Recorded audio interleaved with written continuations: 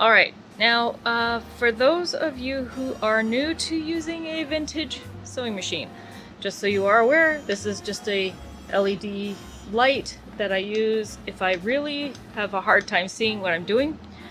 I've had to change out the bobbin. These use this particular model. This is a Singer 99K. I believe I have posted information about this before. My serial number is down here, but I will also pop it up somewhere on the screen. Now, because I'm going to need a thread that is mostly invisible on the outside, I need to change my thread. So we've got this kind of tan color. It's not a perfect match, but it's good enough, and good enough is good for me. But we need to wind an empty bobbin. This is a modern bobbin. Yes, it is plastic. I am working on getting replacement bobbins for this. This is known as a Class 66 bobbin.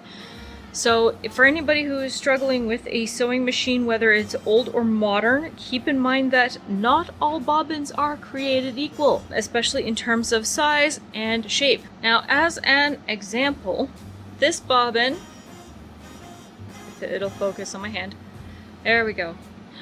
So this bobbin that I have in my hand is for my modern plastic, mostly plastic Singer. My modern Singer is maybe 5 years old in terms of before it was given to me. So it is very, very new. It was made within the 2000s. I have yet to double check the registry, but that is an example. And then if you take a look at the Class 66 bobbin, you'll see that it's got kind of a curve, and the stem on the inside is a little bit shorter. Focus. So you'll notice if you take a look at the difference between the two bobbins, the modern one is a little longer and it's a flatter surface, whereas the older style or the Class 66 bobbin, that one has a shorter shaft in the middle and it's got a domed top. So that is how you can tell the difference between what you have. So that might help you. And just as a cross-reference, industrial bobbins are different again. They are, I believe, a little bit between the two of them, but they also have a flat surface. And again, that also depends on the industrial machine that you have. So always double check what bobbins and what type of needles that you need. Getting back down to brass tacks, we need to thread a bobbin, because as you see, there is no thread on here. I will try my darndest to not bump the camera, which is pretty much sitting in my lap right now, and show you how to wind a fresh bobbin with this specific model of the vintage Singer. I believe the 66 and the 99 also all thread the same way. I will have to double check that. So we have our spool of thread, pop it on top, we bring it over to this hook here. We are going to thread, there's a little catch hole, so we're going to put the thread in the little hole that is meant to hold it out, and make sure that that tail faces towards the needle over here.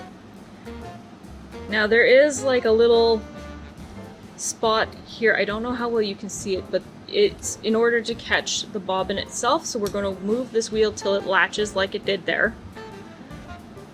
We're going to push that closed till this latches here, and we're going to bring the thread that's to the bobbin, like to this spool here, through this fork here, and there's a little fork here. We're going to hold the tail out of the way, and we're going to crank. And this is a lot of work because I replaced the rubber wheel, so it's got a lot of resistance friction. So this will take me a couple minutes to fill, so give me a second and I will get that done.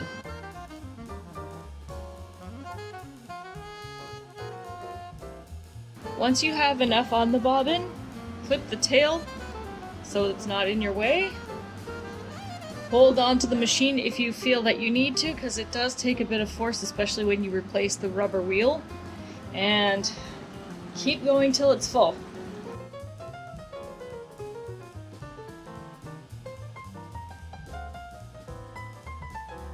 That should be enough.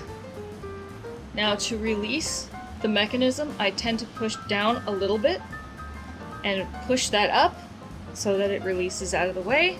Pull the spool out, the bobbin out, and clip the thread.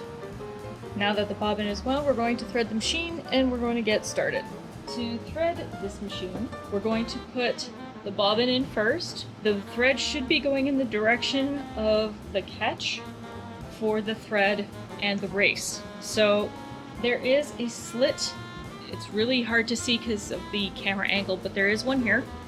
So you need to put the bobbin in. There is no bobbin casing for this model because the race and the bobbin casing are the same. You pull the thread through that slit until it catches in the spring, and we can leave that aside for now. We're going to take our main thread, keep it in this loop.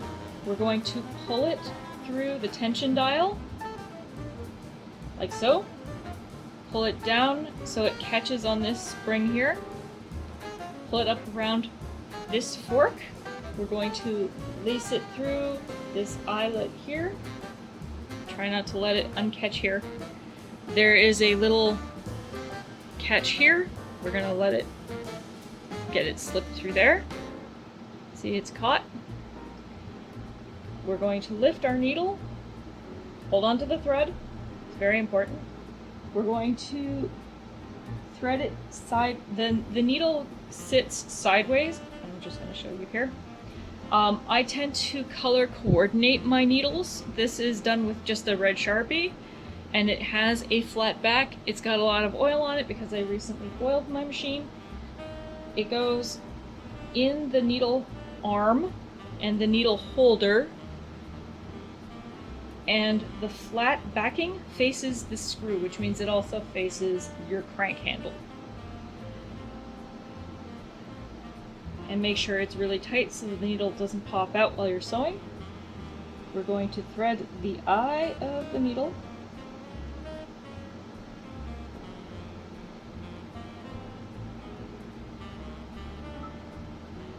And then we're going to hook that into this little catch here. We're going to hold the thread, crank once for the thread in the bottom where the bobbin is to catch, pull them both through, and we're going to put that to the back and close that little drawer. Now you're probably also wondering what this is. This, yeah, there we go. It's really hard because the entire body of this is metal. This is a magnet. It's a very strong magnet, and I use this as my seam allowance gauge, because what I will do is I will take my little ruler, measure from the center point of where the needle rests, and place it at the seam allowance that I need. For most modern patterns, it's 5/8 of an inch. But for my patterning and most standard ones that you will see in modern manufacturing, it's 1/2 inch. And I will put the long edge at that 1/2 inch mark, like so, as best as I can. And I will slide it into place. So that gives me my seam allowance guide. Where can you find said magnets? I use this from a nail polish wand because I have magnetic nail polish. Where you find yours, it could be a fridge magnet, it could be from a name tag magnet that you use for like a uniform of some sort. It's really up to you as long as your magnet is relatively square and very flat because you want it to rest in the right place. And for the most part, as long as you're not shoving the fabric against it, this will not move. So that is how to thread a vintage Singer and how to use a magnet as your seam allowance gauge. Some people need it, some people don't. It really depends on how you use your machine. Why am I using my vintage machine? I could use my modern one. it doesn't really matter what type of machine you use. You could even do all of this by hand. This is just one that I'm currently using for a current project. It doesn't require electricity, and there's been a lot of storms lately, so I don't want the power getting knocked out and then having a surge and then having it blow one of my machines.